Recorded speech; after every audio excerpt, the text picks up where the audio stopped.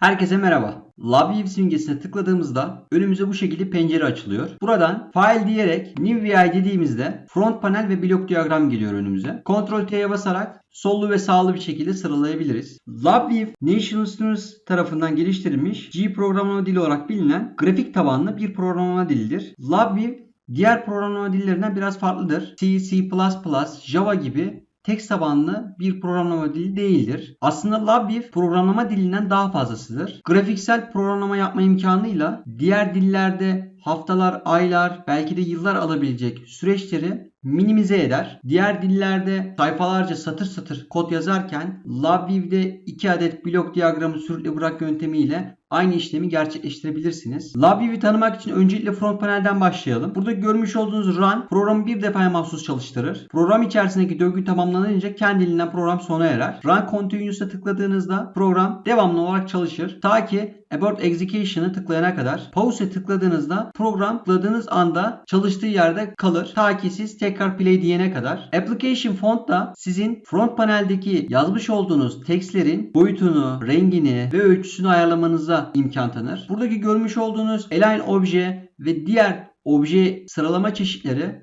sizin tasarlamış olduğunuz front panelin görünümünü daha karakteristik bir hale getirir. Simetrik bir şekilde arayüz sağlar. Front panel dediğimiz kısım kullanıcı arayüzüdür. Buradan kullanıcının programla etkileşime geçmesi için bir arayüz tasarlama imkanı bulursunuz. Blok diyagram dediğimiz kısım ise programda yazmış olduğunuz kodun koştuğu alandır. Burada yalnızca programın yazımı ile alakalı bloklarla ilgili işlemler yapabilirsiniz. LabVIEW'deki değişken tiplerini anlayabilmeniz için küçük bir örnek yapalım. Front panele gelip sağa tıkladığınızda ilgili fonksiyonlar geliyor. Numerik, boolean ve string fonksiyonlarından indikatör ve kontrol fonksiyonlarını sürükle bırak yöntemiyle alacağız. Numerik kontrolden bir adet kontrol, bir adet indikatör alıyoruz. Boolean'dan da aynı şekilde bir adet kontrol, push buton, bir adet indikatör yani led alıyoruz. Aynı zamanda string fonksiyonundan da bir adet kontrol ve bir adet indikatör çekiyoruz. Numerik dediğimiz kısımda tam sayı ve ondalıklı değerler. Boolean'da var yok 0-1 dediğimiz değişken tipi. String'den de harfler, rakamlar ve çeşitli karakterlerle işlem yapabilme imkanı sağlayan veri tipidir. Bunları birbirleriyle tanımlamak oldukça kolaydır. Sadece numerik kontrolden numerik indikatöre bir adet kablo çekmeniz yeterlidir.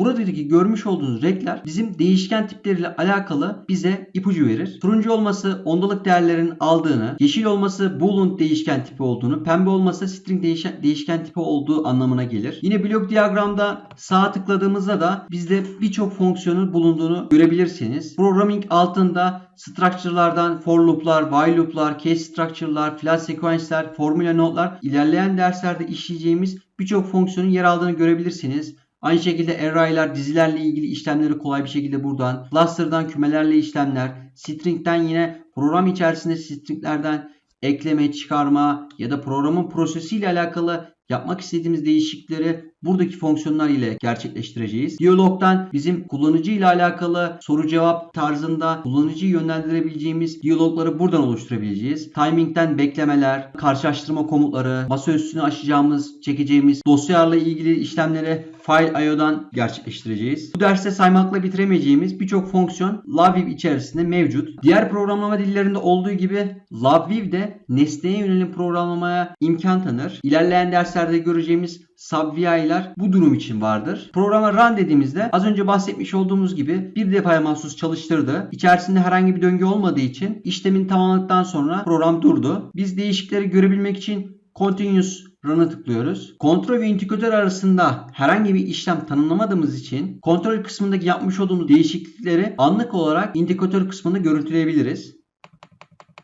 Sadece tam sayı değil, söylemiş olduğumuz gibi ondalık değerleri de anlık olarak görüntüleyebiliyoruz. Boolean'da 0-1 var yok değişken tipi olduğu için aynı şekilde girişteki değişimi çıkışta da görüntüleyebiliyoruz. String kısmında harfler olabildiği gibi çeşitli karakterleri de görüntüleyebiliyoruz.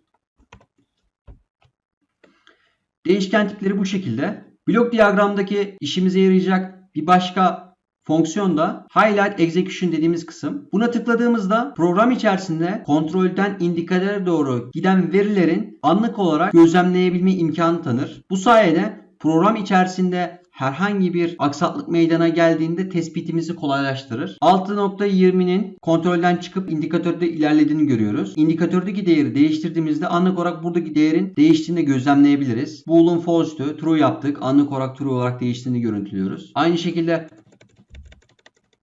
string'deki değerleri değiştirdiğimizde string'in de değerlerinin değiştiğini görüntüledik. Programı durduralım. Burada diğer başlangıç için işimize yarayacak en önemli fonksiyon diyebileceğim buradaki soru işareti. Soru işaretine tıklayarak ne işe yaradığını bilmediğimiz bir fonksiyonla alakalı ipuçları elde edebiliriz. Numeric'in üzerine tıkladığımızda numeric'in ne olduğuyla alakalı bize ipucu vermektedir. Double değişken olduğunu, 64 bit real tipinde bize bilgi vereceğini gösterir. Diğer bir sekmeye tıkladığımızda boolean olduğunu, hangi durumları bize sağladığını gösteriyor. True ve false olarak.